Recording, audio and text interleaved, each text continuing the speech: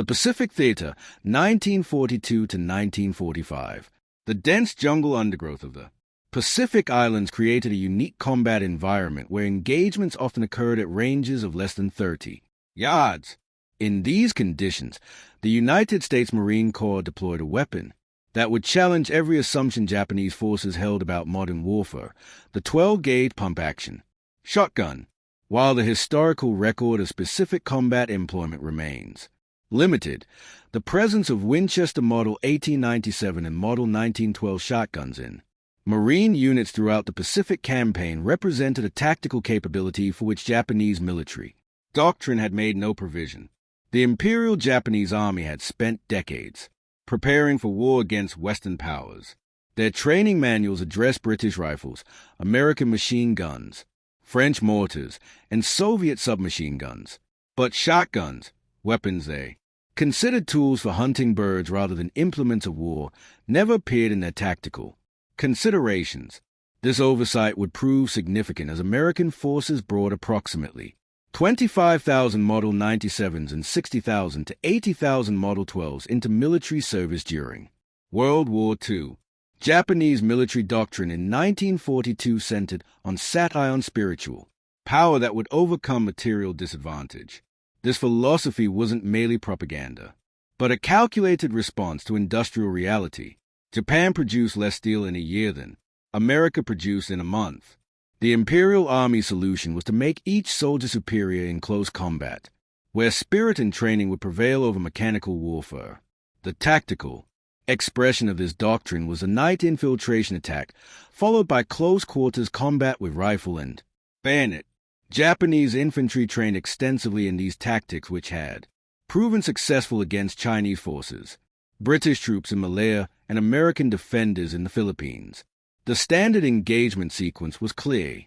Approach under cover of darkness, infiltrate enemy lines, then overwhelm defenders at close range, where Japanese superiority in hand-to-hand combat would prove decisive. American shotguns invalidated this entire tactical framework. At the close ranges, where Japanese doctrine anticipated dominance, a Marine with a Winchester Model 97 could fire 6 loads of .000 buckshot in approximately 2 seconds using the weapon's slam-fire capability. Each shell contained 9.33 caliber pellets, creating a spread pattern that made missing nearly impossible in dense jungle vegetation.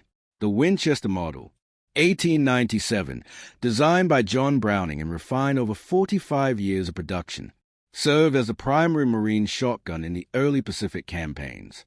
The military version featured a 20 inches barrel, perforated heat shield, and bayonet lug compatible with the M1917 sword bayonet. Most critically, the Model 97 lacked a trigger disconnector, allowing continuous fire by holding the trigger while operating the pump action. The Model 1912, developed by Winchester engineer T.C. Johnson, improved on Browning's design with an internal hammer mechanism that prevented accidental discharge. By 1943, the Model 12 had largely replaced the Model 97 in Marine units, though both weapons continued serving throughout the war. Military procurement records show steady production, though specific combat deployment numbers remain undocumented. The ammunition these weapons fired proved as important as the guns themselves. Standard .000 buckshot loads contained 9 pellets, each weighing 53.88 grains and measuring 8.38 millimeters in diameter. At 10 yard, the pattern spread to approximately 10 inches. At 20 yard, 20 inches. At 30 yard, 30 inches. In jungle combat, where visibility rarely exceeded 30 yard, this spreading pattern compensated for the difficulty of precise aiming in dense vegetation. The Guadalcanal campaign of August 1942 to February 1943 marked the first major American offensive in the Pacific. Marines of the 1st Division landed with various weapons, including some shotguns, though their exact number and deployment remain unrecorded in official battle reports. The August 21, 1942, Battle of the Tenaroo River, actual Alligator Creek, saw Colonel Kona Ichiki's 917-man detachment virtually annihilated, with 789 Japanese killed. While this battle features prominently in Pacific War accounts, primary sources attribute the Japanese losses primarily to Browning M1 1917 water-cooled machine guns and 37mm anti-tank guns firing. Canister rounds with only passing mention of shotgun use. Throughout the Guadalcanal campaign, Marines employed shotguns primarily for perimeter defense and jungle patrols. Photographic evidence shows point men carrying Winchester shotguns during patrol operations positioned to respond to ambushes in the dense jungle terrain. However, after-action reports focus overwhelmingly on machine guns, rifles, and artillery as primary weapons, affecting battle outcomes. The jungle environment of Guadalcanal created unique challenges for all weapons, but particularly for shotguns. The standard paper-hulled shotgun shells absorb moisture in the humid conditions, swelling to the point where they wouldn't chamber properly. This problem would persist throughout the Pacific campaign until the adoption of brass case shells. The humidity of Pacific Islands created a critical ammunition problem that nearly negated shotgun effectiveness. Standard commercial shotgun shells used paper hulls that absorb moisture, swelling in the 100% humidity common in jungle conditions. Shells that chambered easily in dry conditions became impossible to load after exposure to tropical moisture.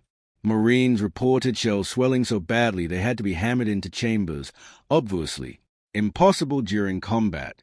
This crisis persisted until March 29, 1945, when the military officially adopted the all-brass M19 shell-designated shell. Shotgun brass 12-gauge number 00 Buck M19. These moisture-proof brass cases restored shotgun reliability for the war's final months. The late adoption date explains why many Pacific veterans rarely mentioned shotguns in their memoirs. For most of the war, ammunition problems severely limited their effectiveness. The United States military formalized shotgun training through technical Manual TM9-285, published September 21, 1942. This manual covered the Winchester Models 97 and 12, Remington Model 11, Stevens Models 520 and 620, and Ithaca Model 37.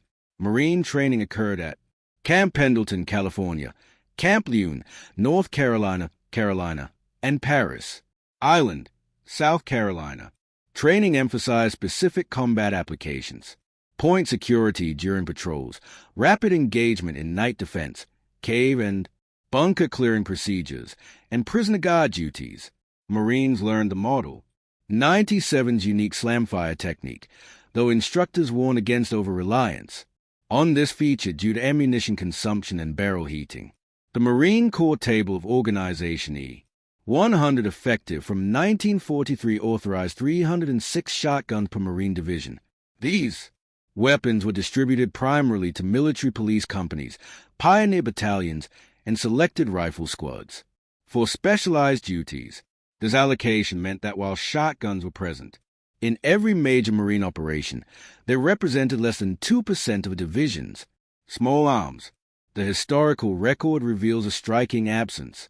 Japan never filed formal diplomatic protests about American shotgun use, contrasting sharply with Germany's September 1918 complaint that shotguns violated the Hague Convention. German protests in World War I had claimed shotguns caused unnecessary suffering and threatened to execute captured Americans carrying them. Japanese military documents captured during and after the war make no specific mention of shotguns requiring special countermeasures. Training materials focus on countering American firepower generally, machine guns, artillery, and flamethrowers, but never identified shotguns as requiring specific tactical responses. This absence suggests that while individual Japanese soldiers certainly encountered shotgun fire, the weapons never achieved sufficient tactical impact to warrant official attention.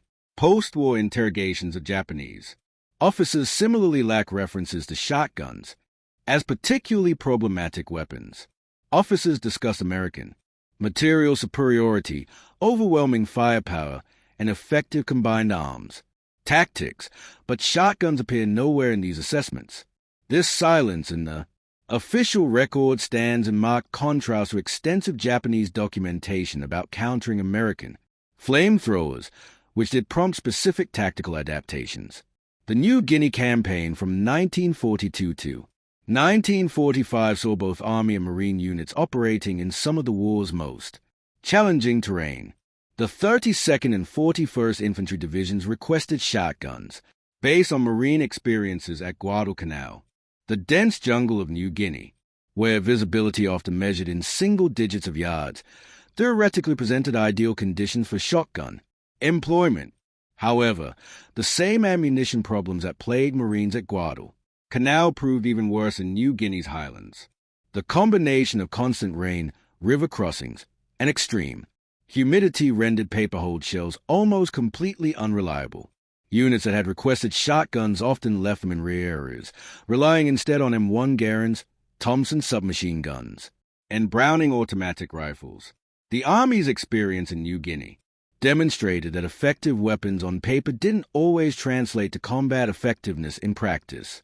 While shotguns excelled in training exercises and control conditions, the harsh reality of jungle warfare exposed critical limitations that wouldn't be resolved until the brass ammunition arrived in 1945.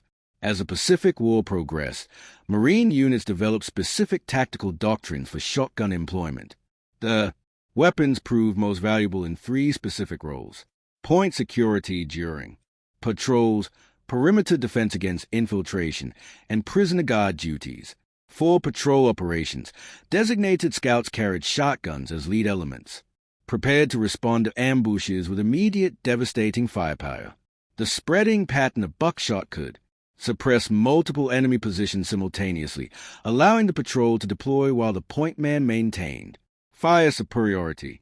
This tactic required extensive training and trust between team members as the shotgunner operated well forward of mutual support. Night perimeter defense represented another specialized application. Marines positioned shotgunners at likely infiltration points where the weapons spread pattern compensated for poor visibility. The distinctive sound of a pump-action shotgun being cycled served as both warning and psychological deterrent to infiltrators. However, limited ammunition capacity meant shotgunners required immediate rifle support once engaged. The October 1944 return to the Philippines saw the 6th Army request substantial shotgun allocation for urban combat in Manila. However, Marine participation in the Philippines ground campaign was minimal, limited primarily to artillery support and air operations. The Army's 37th Infantry Division, which bore the brunt of Manila fighting, employed shotguns in house-to-house combat, though after action reports emphasized flamethrowers and demolition charges as a primary weapon for reducing Japanese strong points. The urban combat in Manila demonstrated both shotgun capabilities and limitations. In room-clearing operations, shotgun provided devastating close-range firepower. However, Japanese defenders quickly learned to barricade themselves in positions that prevented close approach, negating the shotgun advantage. The weapons proved most effective in surprise encounters rather than deliberate assault operations. The February 1945 invasion of Uema theoretically saw 3 Marine divisions fielding 918 authorized shotguns. However, the island volcanic ash, tunnel systems, and fortified positions created combat conditions where shotguns played minimal roles. The famous flag raising on Mount Suribachi occurred after flamethrower and demolition teams cleared Japanese positions, not shotgun assaults.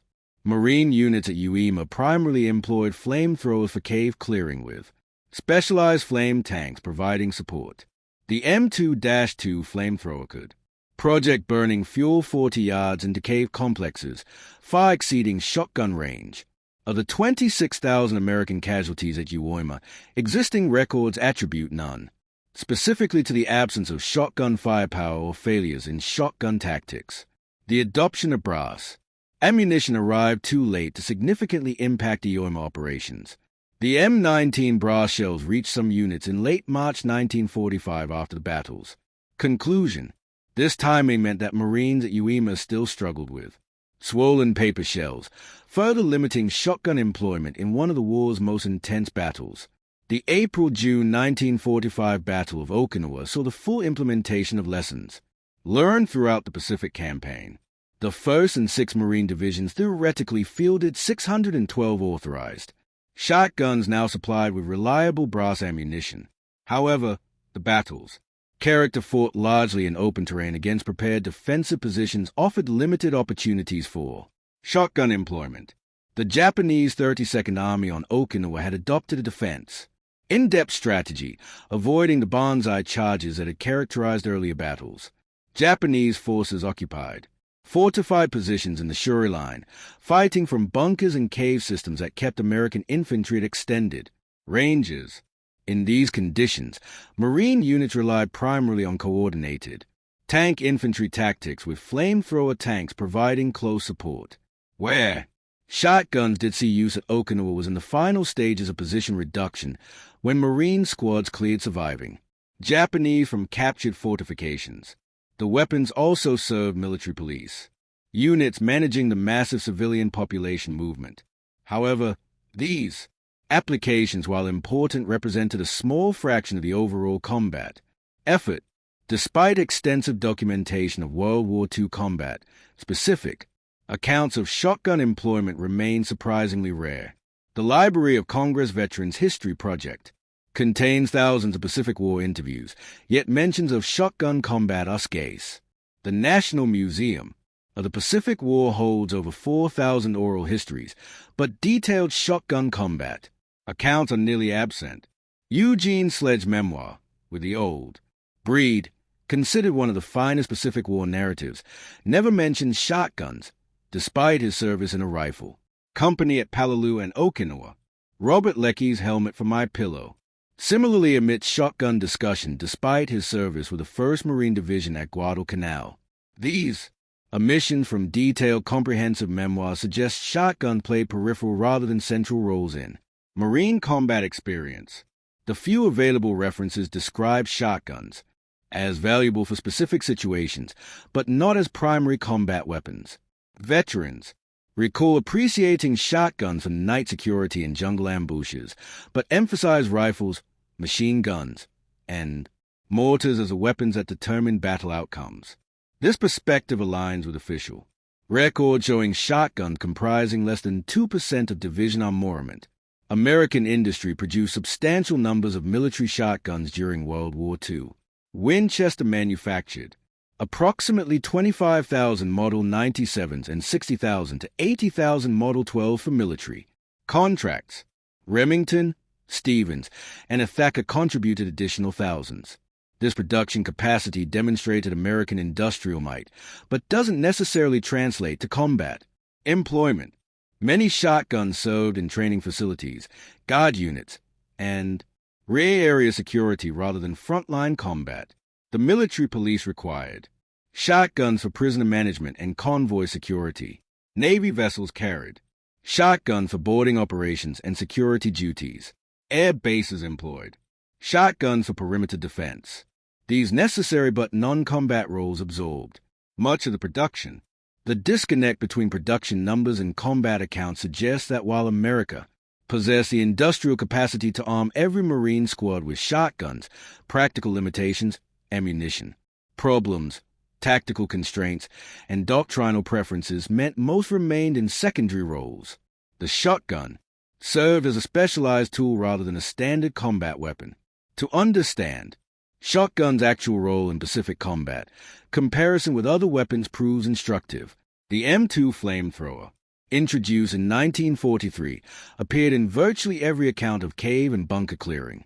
Marines at Iwo Jima employed 27,000 gallons of flamethrower fuel with detailed records of its effectiveness.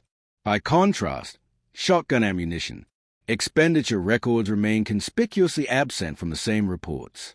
The Browning automatic rifle, BAR, served as the Marine squad's base of fire with extensive documentation of its employment and effectiveness. Every Marine rifle squad included 3 BAR teams by 1944 with detailed training, programs, and tactical doctrine. Shotguns, despite their theoretical authorization, never achieved similar doctrinal integration or combat documentation. Even the relatively rare 1918 Browning Machine gun generated more combat accounts than shotguns. Veterans describe specific instances of Browning gun employment, ammunition consumption, and tactical impact. The absence of similar shotgun accounts suggests that actual combat use remained limited despite official authorization and production numbers. The disconnect between shotgun mythology and historical reality reflects broader patterns in World War II historiography. Popular culture influenced by films and sensationalized accounts has elevated certain weapons beyond their actual significance. The shotgun, with its dramatic visual impact and devastating close-range effect, naturally attracted such mythologizing. Post-war films depicted Marines clearing Japanese positions with shotguns, creating lasting public impressions unsupported by primary sources. Video, games, and popular history perpetuated these images, establishing shotguns as iconic Pacific War weapons despite limited documentation of their actual employment. This myth-making process obscures the more mundane reality of their primarily auxiliary roles. The mythology serves narrative purposes, providing dramatic close combat encounters and technological contrast between American and Japanese forces. However, historical accuracy requires acknowledging that while shotguns were present and occasionally effective, they never achieved the tactical significance of rifles, machine guns, mortars, or flamethrowers in determining battle outcomes. The few documented veteran accounts of shotgun use provide valuable insights into their actual employment. Marines who carried shotguns recall them as useful for specific situations but burdensome for general combat. Weapons weight, limited ammunition capacity, and specialized role meant many preferred rifles for routine operations. A Marine veteran interviewed in 1985 recalled carrying a Model 97 on Guadalcanal. It was good for night watch in jungle paths, but you couldn't engage at range. When the shooting started, you wanted a rifle. This practical assessment reflects the weapon's limitations in varied combat situations. Shotguns excelled in their niche, but couldn't serve as primary armament. Another veteran from the 2nd Marine Division described shotgun allocation. Each squad was supposed to have one, but half the time it stayed with the company gear, too specialized for everyday use. This comment illustrates a gap between official authorization and practical employment. Units possessed shotguns, but often found rifles more versatile for routine operations. The March 1945 adoption of brass-gauged M19 ammunition theoretically solved the moisture problem that had plagued shotguns throughout the Pacific War. However, this development came too late to significantly impact combat operations. By March 1945, Ioma was secured and the Okinawa invasion was weeks away. The Philippines campaign had largely concluded, and remaining Pacific battles would be fought with established tactics. The brass ammunition did prove valuable for occupation duties and the planned invasion of Japan. Military planners preparing for Operation Downfall requested substantial shotgun allocation for urban combat in Japanese cities. The atomic bomb's use eliminated this requirement, leaving the brass ammunition's combat effectiveness largely untested. Post-war analysis suggested the brass ammunition would have dramatically improved shotgun effectiveness had it been available earlier. However, such speculation cannot alter the historical record. For most of the Pacific War, shotguns suffered from critical ammunition reliability problems that severely limited their combat utility. The absence of specific Japanese countermeasures to shotguns provides important historical context. Japanese forces developed detailed responses to American weapons that significantly impacted combat. Overhead cover against mortars, spider holes against tanks, reverse-slope defenses against naval gunfire. The lack of similar shotgun countermeasures suggests they never achieved comparable tactical impact. Japanese tactical evolution during the Pacific War focused on countering American material superiority through terrain utilization and defensive depth. The shift from beach defense to inland fortifications, the development of interconnected tunnel systems, and the eventual abandonment of banzai charges all responded to American firepower generally rather than specific weapons like shotguns. Post-war Japanese military studies extensively analyzed American tactics and weapons, but barely mentioned shotguns. These studies detail American artillery coordination, naval gunfire support, and tank infantry cooperation. The absence of shotgun analysis and otherwise comprehensive examination suggests their minimal impact on Japanese tactical thinking. One of the most telling aspects of the shotgun story is a complete absence of statistical documentation. World War II generated enormous quantities of data, ammunition, expenditure, casualty correlations, weapon effectiveness studies. Yet no reliable statistics exist correlating shotgun employment with enemy casualties or tactical outcomes.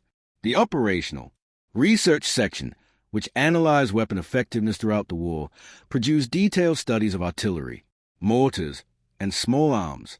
These reports quantified hit probabilities, casualty, rate, and ammunition efficiency. No comparable shotgun studies exist in the archives, suggesting insufficient combat employment to generate meaningful statistics.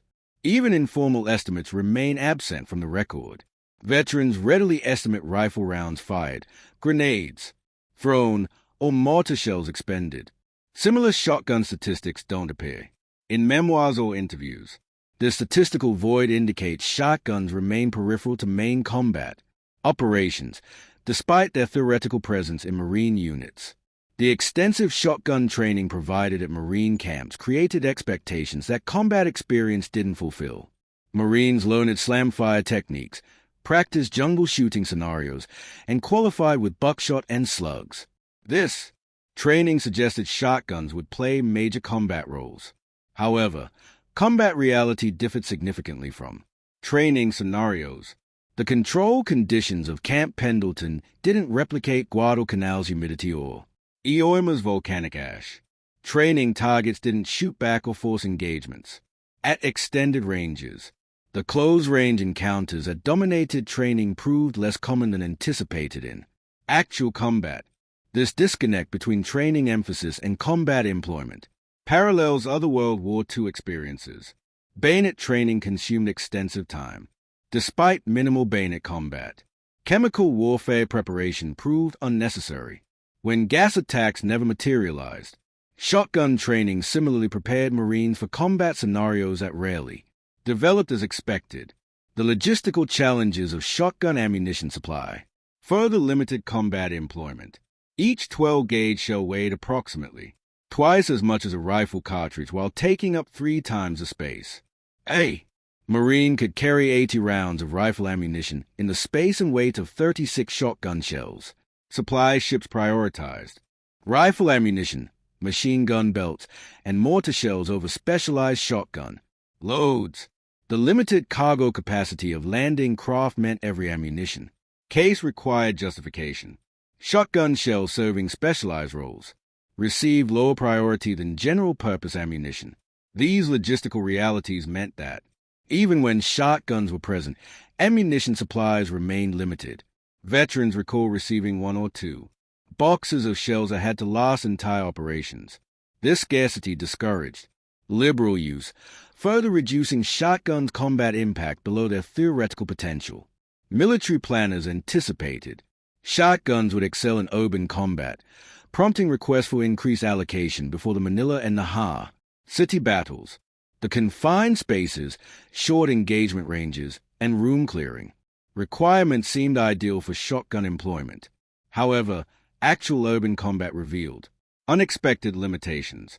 Japanese defenders in Manila and Naha created kill zones that prevented close approach, barricaded positions, interconnected fields of fire, and booby traps kept American forces at ranges exceeding effective shotgun distance. The devastating firepower that made shotguns theoretically ideal for urban combat proved irrelevant when Marines couldn't close to effective range. Where urban combat did occur at close quarters, veterans report using grenades, Thompson submachine guns, and flamethrowers rather than shotguns. These weapons offered comparable close-range effectiveness with greater versatility. The Thompson's 30-round magazine capacity far exceeded the shotgun's 6 rounds, proving crucial in sustained engagements, while shotguns left minimal documented impact on Japanese military thinking. They achieved disproportionate cultural significance in American military mythology. The image of a Marine with a trench gun clearing Japanese positions became iconic despite limited historical foundation. This cultural impact exceeds a weapon's actual combat contribution. The shotgun represented American pragmatism, using hunting weapons for military purposes, regardless of European military conventions. This narrative appealed to American self-perception as practical innovators, unconstrained by traditional military thinking. The mythology served propaganda purposes, even if combat reality proved more complex. Japanese military culture focused on rifles, machine guns, and artillery as proper military weapons, never incorporated shotguns into their warfare. Conceptualization. This cultural blind spot supposedly left them unprepared, though the historical records suggest their lack of preparation stemmed from shotguns' limited actual employment rather than cultural oversight. The shotgun story illustrates a complex relationship between technology and military doctrine. The weapons themselves function as designed, devastating at close range with spreading patterns ideal for jungle combat. However, their successful employment required specific tactical conditions that rarely materialize in actual combat. Marine doctrine evolved throughout the Pacific War, but shotguns never achieved full integration into tactical systems. They remained supplementary weapons for specific situations rather than integral components of squad firepower. This doctrinal marginalization reflected practical combat experience rather than technological limitations. The contrast with successful weapon integration proves instructive. The bar became central to Marine squad tactics with detailed doctrine for its employment.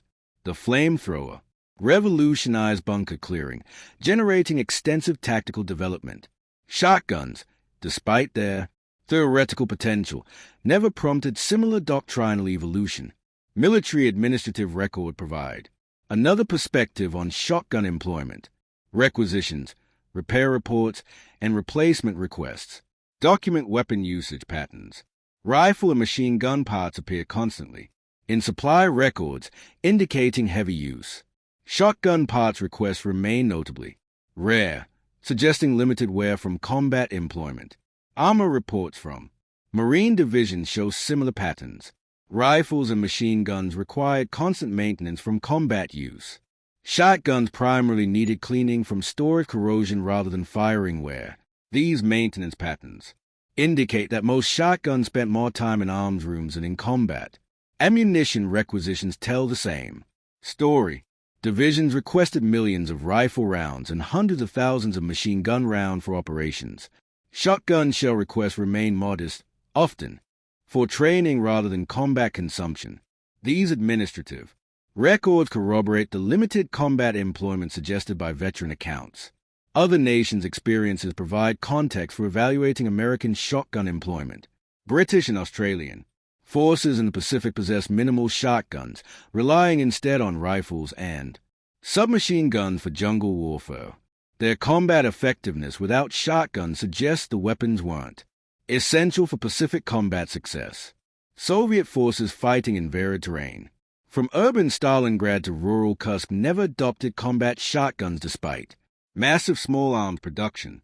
Chinese forces engaged in close-quarters combat throughout their war with Japan similarly didn't employ shotguns despite desperate need for effective weapons. This international perspective suggests shotguns represented one tactical option among many rather than an essential combat capability. Nations achieved similar combat outcomes through different weapon combinations, indicating shotguns' tactical impact remained marginal despite American production capacity. Post-war military analysis evaluated World War II weapons for future conflicts. The Army's Infantry Board conducted extensive studies determining which weapons merited continued development. Rifles, machine guns, mortars, and recoilless rifles received priority. Shotguns earned minimal attention, suggesting their World War II performance didn't justify major investment. The Korean War saw limited shotgun employment despite extensive close-quarters combat. Marines in Korea carried M1 Garands, bars, and carbines, rather than shotguns for patrol operations. This practical choice by combat veterans of the Pacific War indicates their assessment of shotguns' actual versus theoretical utility. Vietnam would see renewed shotgun use, particularly modified commercial models for jungle patrol. However, even in Vietnam's close-range combat, shotguns remain specialized weapons for point men and tunnel rats rather than standard armament. This pattern continues today, with shotguns serving specific military roles rather than general combat. The historical record supports several conclusions about Japanese encounters with American shotguns in World War II. First, while shotguns were present in Marine units throughout the Pacific Campaign, their actual combat employment remained limited due to ammunition problems, tactical constraints, and doctrinal preferences. The March 1945 adoption of brass ammunition came too late to significantly impact combat operations. Second, Japanese forces never developed specific countermeasures to shotguns because they never achieved sufficient tactical impact to warrant special attention. The absence of shotgun references in Japanese military documents, training materials, and post-war analyses indicates their marginal role in determining combat outcomes. Japanese tactical evolution responded to American firepower generally rather than specific weapons like shotguns. Third, the disconnect between authorized shotgun numbers and documented combat employment reveals a gap between theoretical capability and practical utility. While Marine divisions were authorized, 306 shotguns each, most, remained in secondary roles, guard duty, training, and rear area security rather than frontline combat. Veterans' accounts, when they mention shotguns at all, describe them as useful for specific situations, but not as primary combat weapons. Fourth, the mythology surrounding Pacific War shotguns exceeds their documented historical impact. Popular culture has elevated shotguns to iconic status despite limited primary source evidence of their combat effectiveness. This myth-making obscures the more mundane reality that rifles, machine guns, mortars, and flamethrowers determine battle outcomes. While shotguns fill specialized niches, the shotgun story offers broader lessons about military innovation and adaptation. Technical capability alone doesn't guarantee tactical impact. Weapons must integrate into doctrine, logistics, and training to achieve combat effectiveness. Shotguns possess theoretical advantages, but fail to overcome practical limitations that restricted their employment. The Japanese military's failure to anticipate shotguns proved irrelevant because shotguns never achieved the tactical impact to exploit this oversight. Their lack of preparation reflected accurate assessment of shotguns' marginal role rather than critical oversight. The weapons that actually determined Pacific War outcomes, artillery, naval gunfire, aircraft, flamethrowers, received appropriate Japanese attention. American industrial capacity to produce thousands of military shotguns demonstrated manufacturing prowess, but didn't translate directly to combat power. The ability to make weapons exceeded the ability to employ them effectively in Pacific conditions. This disconnect between production and employment illustrates that industrial might alone doesn't guarantee tactical advantage. The story of Japanese infantry encountering American shotguns in World War II ultimately reveals more about military mythology than combat reality.